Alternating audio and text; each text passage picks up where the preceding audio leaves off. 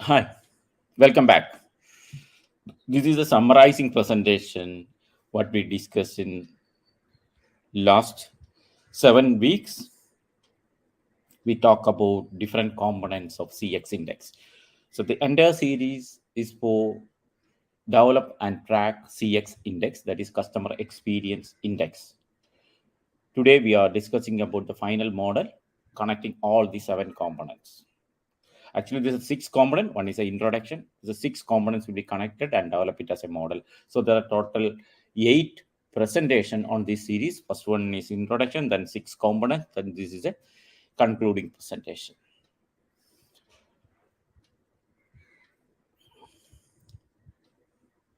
So this CX model is developed by UX Living Lab, and this is the exclusive model we are using with various clients. Stay tuned and understand how it works. So it start with how to analyze customer stories, because basically whatever experience you are analyzing, the tracking customer experience, develop and track customer experience means you are actually tracking customer stories, because every customer is having a story with your brand. How you are going to analyze the stories, maybe you are continuously analyzing the stories or a one-time analysis, whatever it may be, every customer is having a story about your brand. So first we have to talk about how to analyze customer stories. Questionnaire method, very simple form. This is a quantitative method. You can ask questions and they will respond. That's one easiest way to collect the information. Then another one is story analysis. Story analysis is based on different psychological methods of storytelling. We talk about different category of stories like rags to riches, man in a hole, tragedy, then Cinderella, the different forms of stories. So you can categorize the story according to the 4 baskets that analyze. So one is qualitative method, another is quantitative method. Both you can use, or you can only consider in one area. It depends on your product and your requirements. Then how to measure this? Whatever may be the methodology you are using, is a quantitative or qualitative, you have to do measurement with the individual. That's the first step.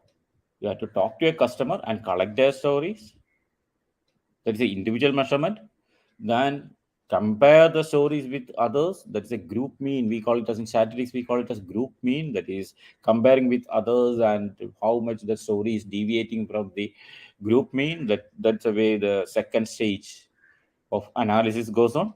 Then compare with the industry standard. What is the standard of similar product or your competitor, or what is the industry standard? Compare with that.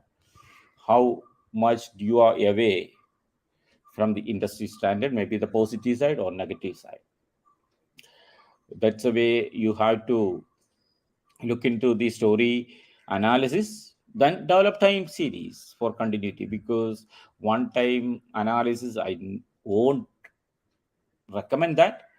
Okay, that's only just a one time analysis is good for just get a pulse, but continuous analysis is very important.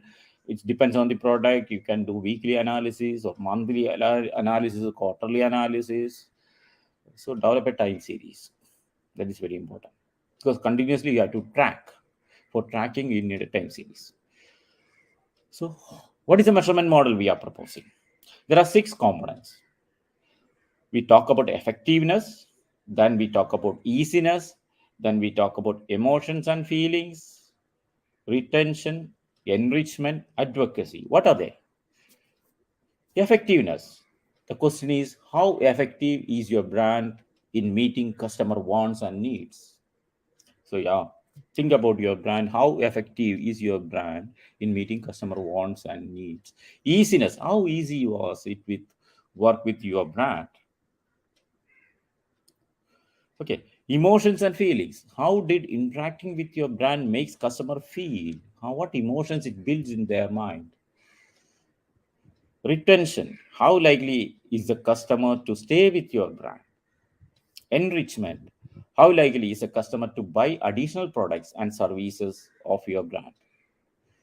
Advocacy, how likely the customer to recommend your product. These are the 6 important components of customer experience index. I will briefly tell. Actually, I am concluding whatever we discussed in last 7 weeks, but I am giving the highlights of this presentation and making the model. The first, how to measure effectiveness of brand in meeting customer wants and needs. What is effectiveness? Effectiveness means the degree to which something is successful in producing a desired result. That is called a theoretical definition of effectiveness. The degree to which something is successful to producing a desired result or success. Simple terms, we can say there is success. That effectiveness is to be viewed in terms of extent to which the service provided meets the objectives of the expectation of the customer. It doesn't mean that you are delivering the perfect quality, perfect things. That quality is good, but all the quality perspective is coming from the customer's mind, because the best quality product may not be useful for the customer. So effectiveness is to be viewed in terms of the extent to which the service provided meets the objectives of the customers, because there may be a disabled customer, so you need not give the best quality product to the with all the features. I'm not talking about the quality, degrading the quality, but think about all the features may not be useful for a disabled person. So whether your product or brand is satisfying that person, that is called effectiveness. Then how to measure effectiveness of a service provided?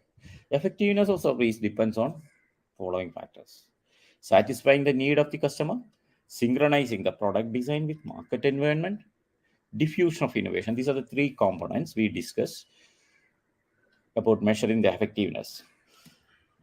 Satisfying the need of customer. What is customer satisfaction? Everybody knows, but I am explaining it again. Customer satisfaction is defined as the number of customers or percentage of total customers who reported experience with a brand, its product, and its services exceed specific satisfaction goals. Because customer is having a satisfaction goal. So if your brand is exceeding that goal, then customer is satisfied. That's a very simple definition about customer satisfaction. How we can measure it? It's very simple thing. It's a gap between the experience quality and expected quality. Customer is having expected quality about your brand and product. Then what the customer is experiencing? What is the gap between these two? So that gives how much you are deviating from the customer's expected quality. So expected quality is measured from is created. Expected quality of the customer is created before purchase or before using the product. It's created from market communication, image, word of mouth, customer needs. These are the different components for the expected quality. And experience quality is created from an image, which is created from technical quality and functional quality. So how your product behaves or how your product functions, that's a one component. And what the technical factors of your product, technical quality of the product, these two things should have a proper merge. Then only customer will get a proper experience.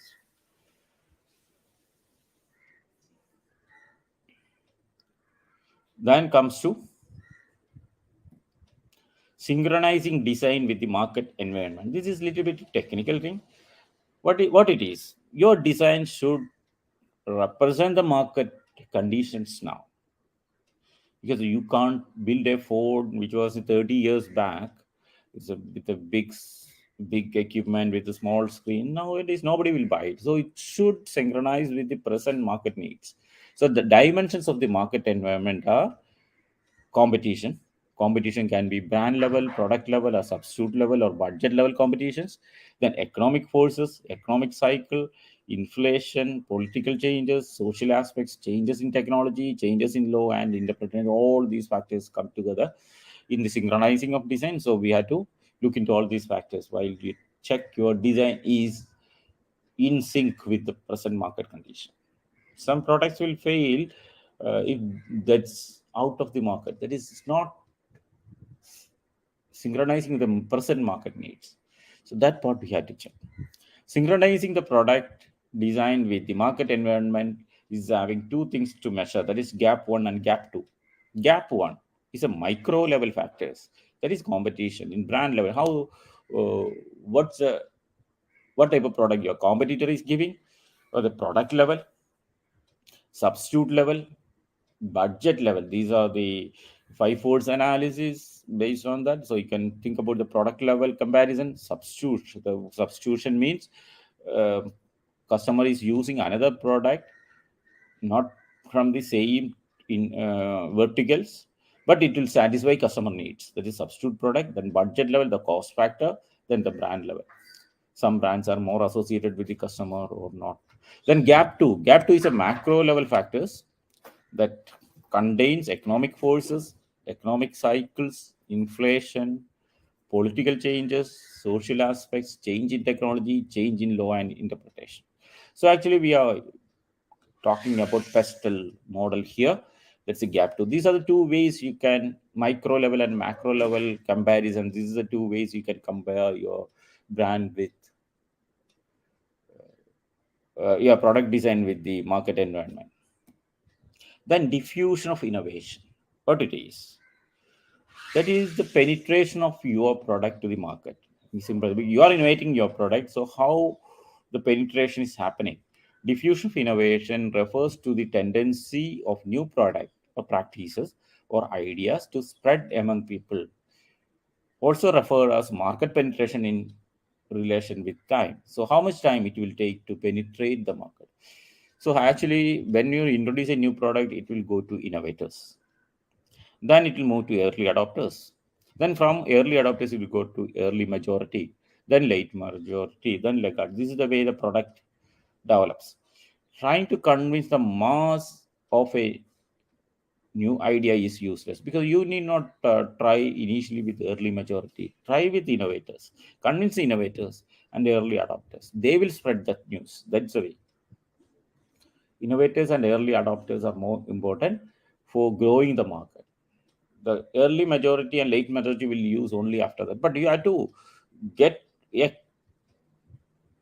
reliable and positive thoughts, positive recommendations from early adopter. Otherwise, your product will fail.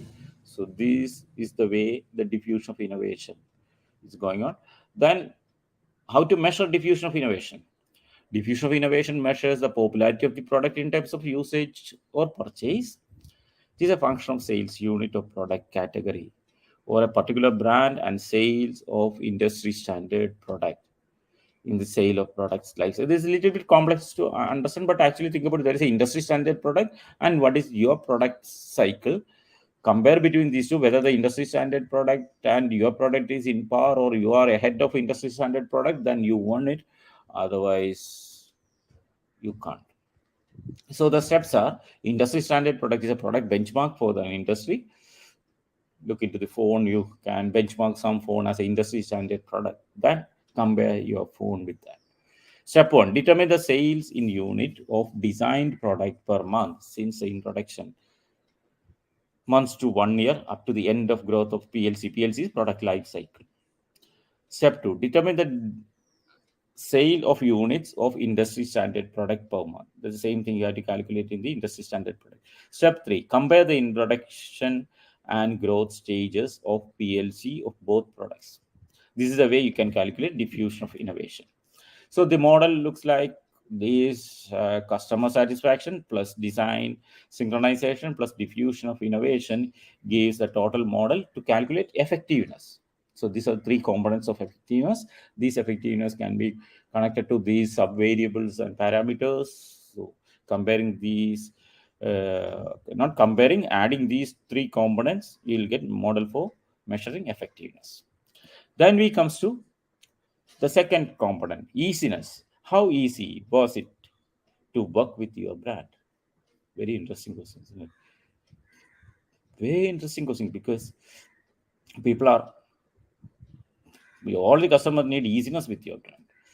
Then how to measure easiness? What is easiness? What are the components of easiness?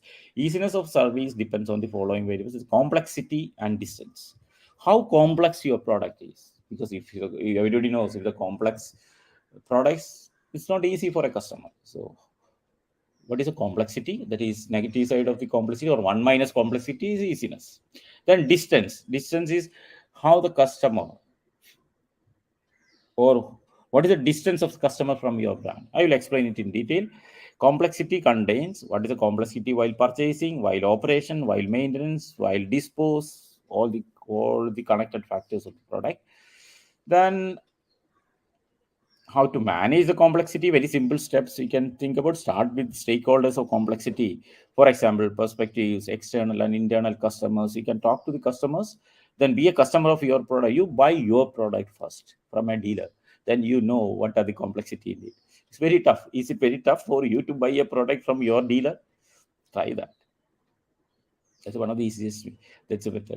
Or you're from your website, try to purchase your product from your website. When you notice that, okay, wow, what complexity you have, or how a customer can interact with your website. Find the problem points, then solve it. That's a way you can manage complexity. But customers perspective of complexity is something unexpected is coming, not having enough options to choose from, useless paper jobs, time waste, unfriendly interface, having too many choices. These are the ways customer will express their complexity. Then model for measuring complexity. Time, how long it takes to perform a certain operation. That is very important. Then number of components to deal with. So how many components you have in the one screen. The number of connections between the components. So if there are 5 components, how you build the relationship with that 5 components. The number of levels to deal with. If you have the product with 3 key components, each supported with 3 parameters, then so there are a number of levels you have to talk with. Then shortest message length. So when you talk to the customer, how much you can shorter your messages. These are the 5 factors to measure complexity. Then one of the important laws is Hicks law. Hicks law says that the time takes to make a decision increases as the number of alternatives increases. So give minimum alternatives.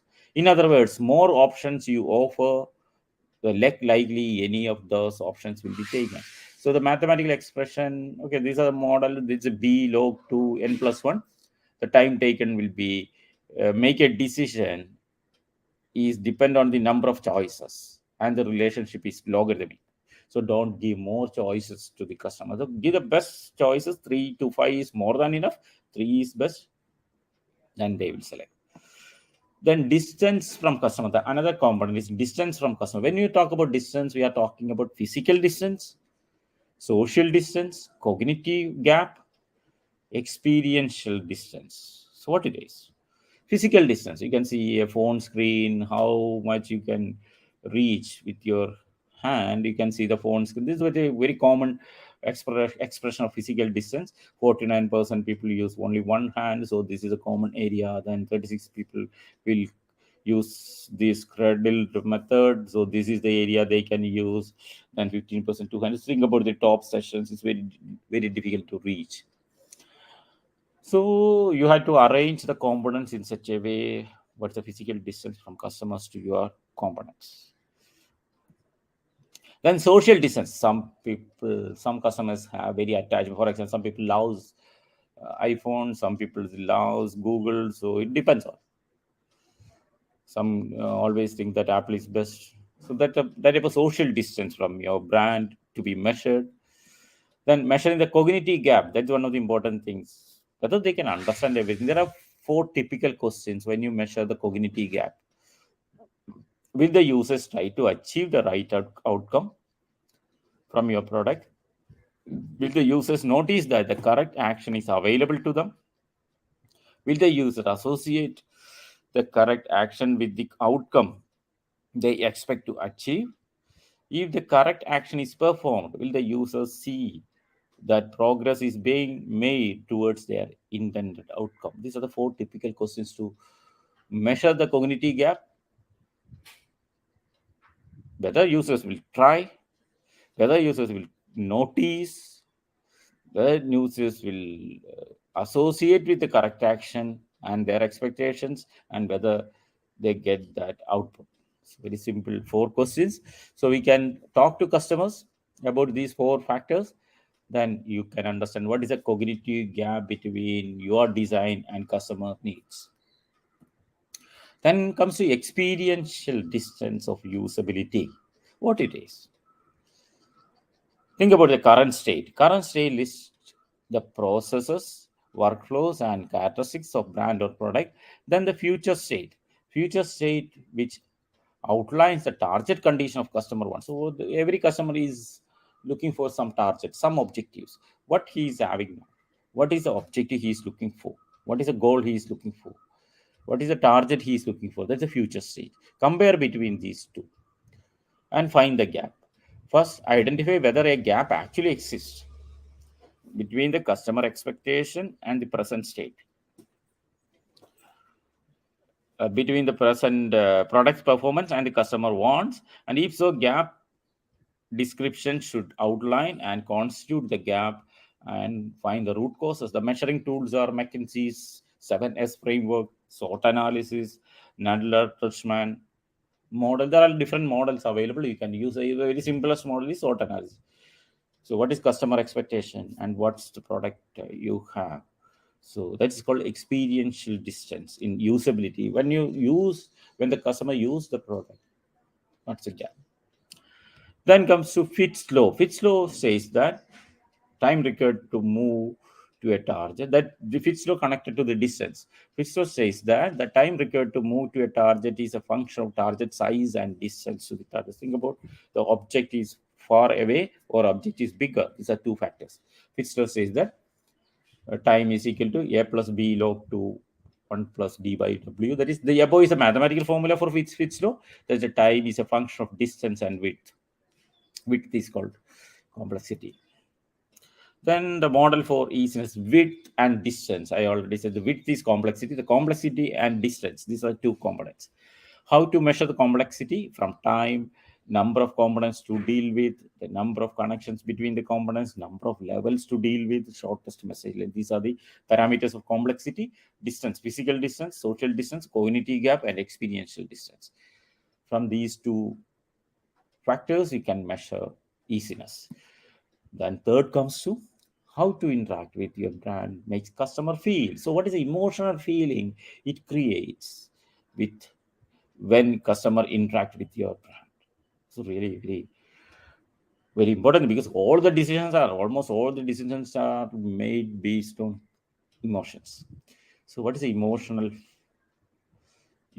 it creates in customer's mind? So first you have to understand between the difference between emotions and feelings. Emotions and feelings are closely related but distinct. Strictly speaking, a feeling is a side product of our brain perceived, and emotion is assigned a certain meaning to that. So feeling is the triggers or something happens in your brain. Then emotions, when you give some meaning to that feelings, it converted to emotions. Okay, how to measure customers' feelings against service provided? So there are 9 factors you can talk about. The peace or tranquility when they use your product, whether it's a peace or tranquility is giving. Then heroic mood, they feel that they are some status or ego. Then love, whether they love, then attractive your brand. Laughter or mirth or comedy is become a comedy. There are some negative factors also you can. But think about, if you are giving a puppet show, then it's a comedy. So I'm not giving, when they use a serious product, then it become a comedy. That is a negative factor. Otherwise, if comedy is your target, then it's good. Wonder or amazement, fury, compassion or tragedy, disgust, aversion, horror or terror. These are the feelings customer is having. So what feeling is dominant when they use your product? Peace, heroic, love, comedy, wonder, fury, tragedy, disgust, horror. You have to measure these factors for customers' face, or there are different methods to measure. I will explain that. How to measure? There are scientific or apparatus-based, equipment-based method. That's it. Pupil dilation, you can that is called simply called eye tracking. So because there are changes in their eyes according to the emotions. Then skin conductance, that's EDA, GSR. Then brain activity, that EEG, MRI, heart rate, ECG. These are the different sign apparatus based methods. But otherwise, you have to judge by observation, facial expressions. You can observe, but observation you have a lot of limitations. Like it's observer always biased, so that is having a problem. Okay, any method you can use, or multiple methods you can use. What is a model? When you provide a service, first you measure the emotions. What emotion that service or your product is giving to the client. By using any of these methods, measure values using equipments or observation. Then develop the regression model for each feeling. So this is the feeling you are going to measure. This is the way you can measure the emotions. Then the fourth component comes in. How likely is a customer to stay with your brand?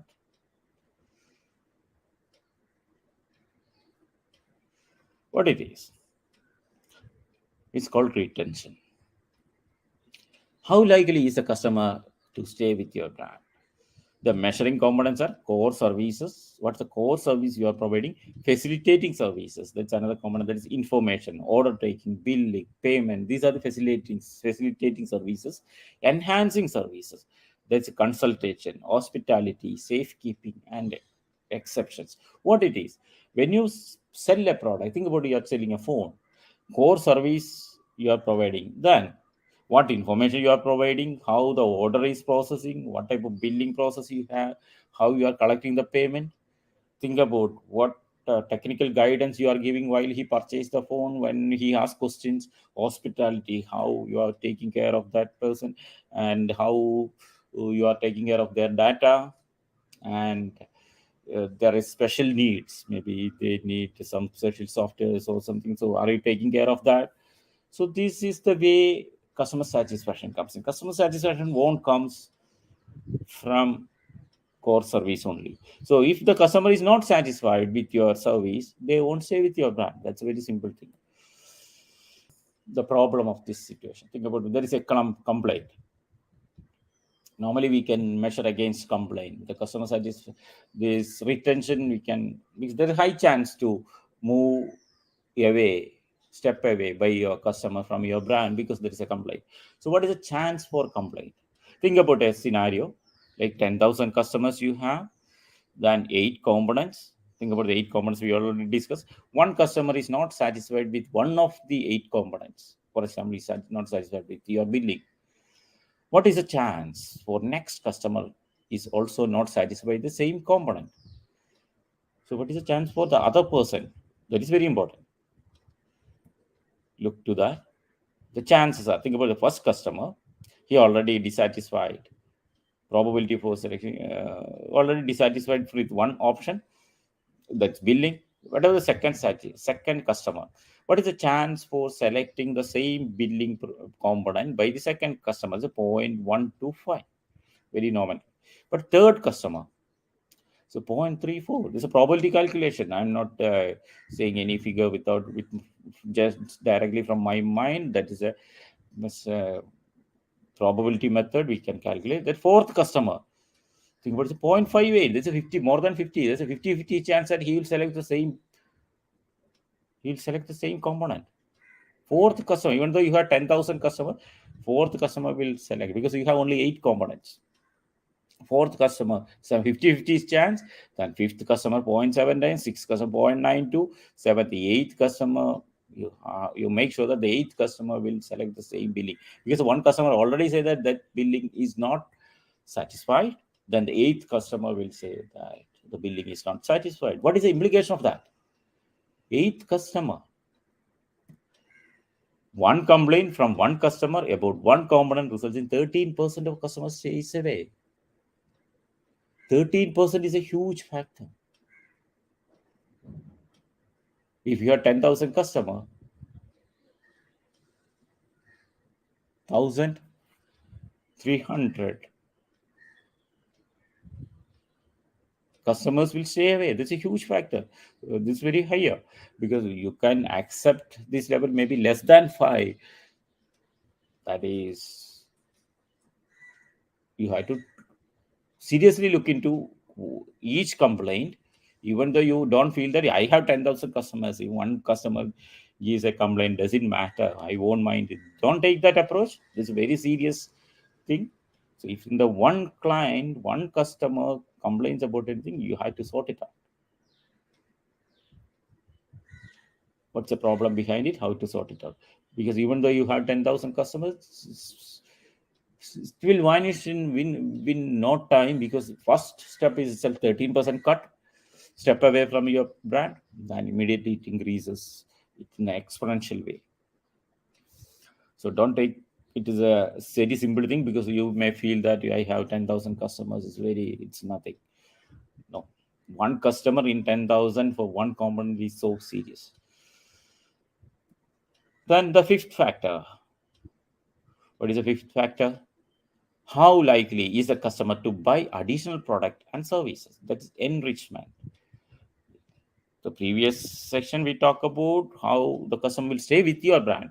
Now, what is the chance to buy an additional product and services from you?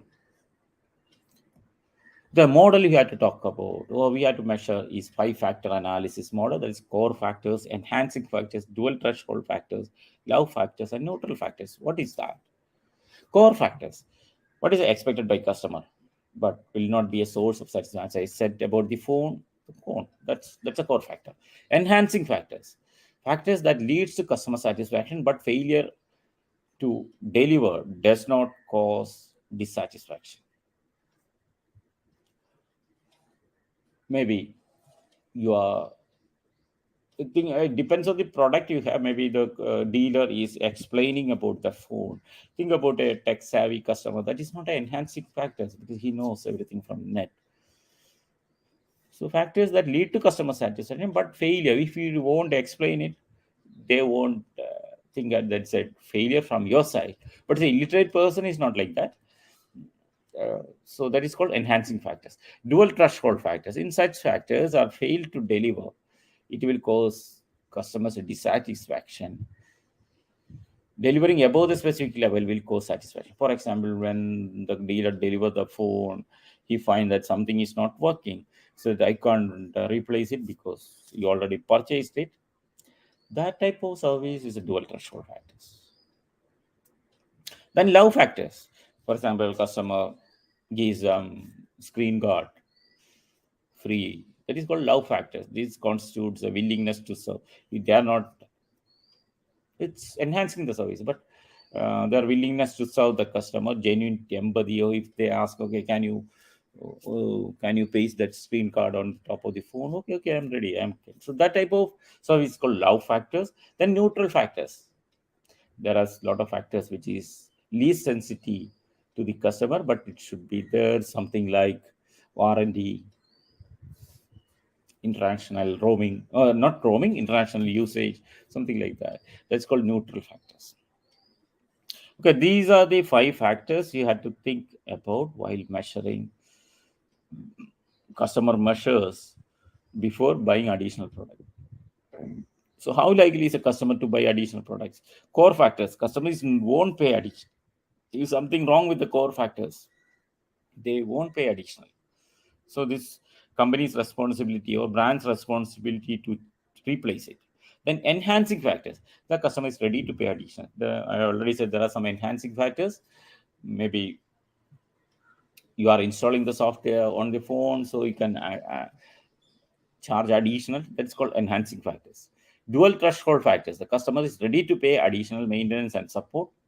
For example, extended warranty or something like that. Love factors. Customer is ready to pay additional. Neutral factors. Customer won't pay additional. These rules you have to keep in mind. Whether the component you are talking is enhancing factors or dual threshold factors or love factors, then you can charge additional. But if it's connected to core factors, neutral factors, you can't charge. But the core factors and neutral factors, all these factors you have to identify from the market. There are a lot of problems. You should not define these factors. Think about a car, a family car. Maybe in developing countries, air conditioner is not a core factor in a lower level family car. But think about a luxury car. If can you do you ever think that a luxury car without air conditioner? It's not possible. So that's a core part of the product. So that way you have to define. Then measure these factors. Then come to next sixth factor. What it is? How likely is the customer to recommend your brand?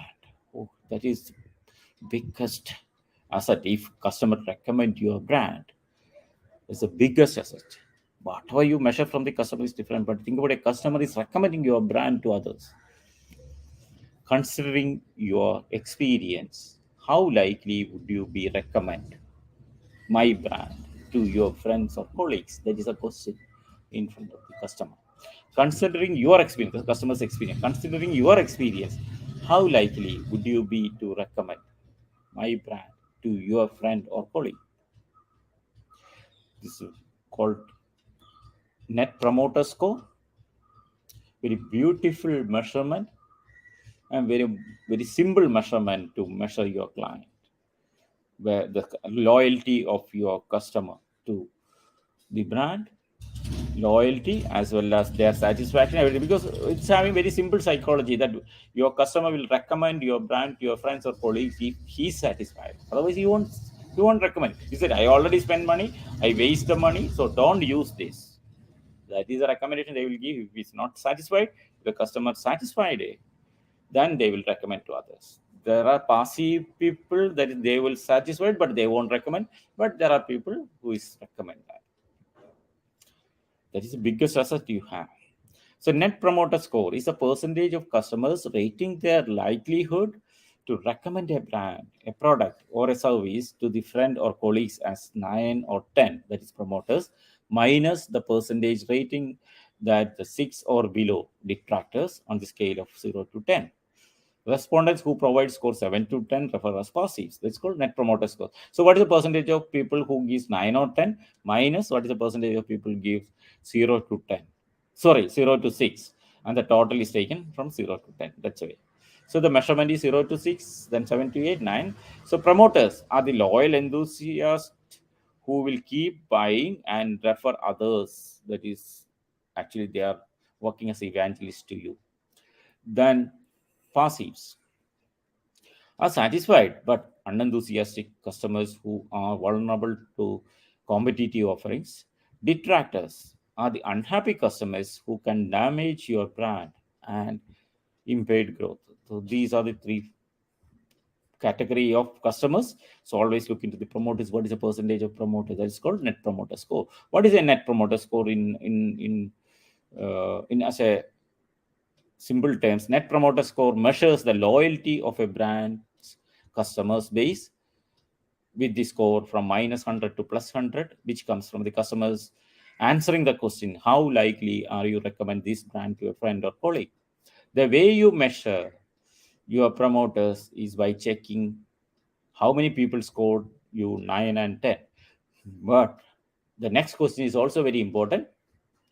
NPS is useful number for evaluating and benchmarking your business, but the real value is in the answering to the follow-up questions. Why you give that value, that score, or what is the main reason for your score? What can do to improve your score? So think about that question is very important. So that's a very simple model. You can criticize this model, but this is the most beautiful model in customer loyalty. Then most of the companies are two-third world brands are using this, because you come across this question most of the time when you buy a purchase, when you buy a product, or when you browse in a website, everywhere. So you can use this question in different contexts, but you have to calculate NPS. Then I'll demonstrate a model. That's what the purpose is, because CX index model. So I already explained these 6 components. Now we are talking about the model. CX index model. Singapore, this lady is having coffee. How to measure? effectiveness, easiness, emotions and feeling, retention, enrichment, advocacy. These are the 6 factors we had to measure. We are think about n is equal to 1,000. We are going to measure with 1,000 customers. Measurement, effectiveness. We have to measure with the customer satisfaction. That is design synchronization, diffusion of innovation. So these are 3 factors. Then easiness, complexity, and distance. Even the think about complexity, how to make the coffee. A lot of things you can think about complexity. Okay, environment, etc. Then emotions that creates in the customer's mind: peace or heroic, love, comedy, wonder, fury, tragedy, disgust, horror. Then retention, core services, facility, and that's billing and etc. So enhancing service, everything you can think about retention. So you're then enrichment, the core factors, enhancing factor, dual threshold factor, all advocacy is NPS. So all these things I explained. So you have to measure all these factors using the methodology. That's you have to measure effectiveness by considering these 3 factors. That's customer satisfaction, design synchronization, diffusion of innovation. Then you will get an effectiveness score. Then you measure easiness, that is the complexity and distance. You have to measure using a scale. Then emotions, you have to measure which emotion, what is the emotion you have creates in the customer's mind. You have to measure with a scale. Then retention, how the core service, what is the facilitating service, what is the enhancing service, you have to measure using a scale. Then enrichment, measure the core factors, enhancing factors, dual threshold factors, love factors, neutral factors. Then advocacy, you have to take NPS score. So all these 6 factors to be measured independently, then it gives a score like this. These are the components. The group mean, it will be minus 100 to plus 100. That is, first you have to calculate all these values from an individual, then calculate, convert to group mean. That's why we already talking to 1,000 people, 1,000 customers. So group mean is important. Then it will lie between uh, minus 100 to plus 100. So think about this is the value. Effectiveness plus 10, easiness is minus 20, emotions and feelings plus 60, retention is plus 5, enrichment is plus 10, advocacy is plus 20. Then what is the X? Again, you can take connecting all these components using a regression model. Here I just take the average because I give the equal weightage to all these components, but we can look into very complex regression models with the different weightage and constants. So when taking the average, you'll get plus 14.16. Then compare that. Okay, that cafe owner had to compare that whether this is an industry standard. What about the other cafes? If the other cafe is having just 10, you are in plus 14. That's great. Or at the same time, you can compare with all these factors. If the other cafe, the retention is 10 and yours is just 5, so you think about that factor. So this is the way you have to continuously track. So compare this with industry standard, then track with time series. So continuously track from the market, then compare each component. This is the way you have to develop and track the model. So I'm simplifying it because I'm not using very complex models. Otherwise, I can explain about very complex models like regression model, then auto regressive methods, pattern matching. Lot of things are there. But actually, to understand that model, I'm making very simple by taking the central tendency, that is averaging. Then we can move to next levels of statistics. So I am done. Look into these 6 factors. These 6 factors constitutes customer experience index. So whenever a customer shares a story, because every customer is having a story, you have to interact with customer and collect that story, then measure with these 6 factors, then track these 6 factors, at the same time prepare a regression model. That is a way you have to move forward. So I hope I have done everything in a very simple way.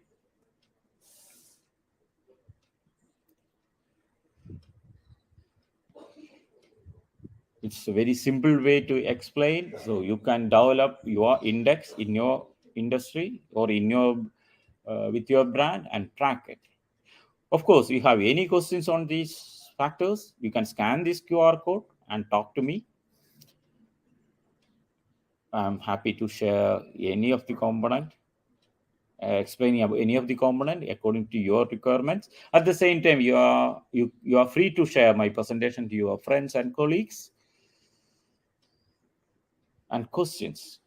What I recommend you is go through all the previous sessions, all these 7 sessions we had in last 7 weeks, because this is a summary or summarizing all these 7 sessions.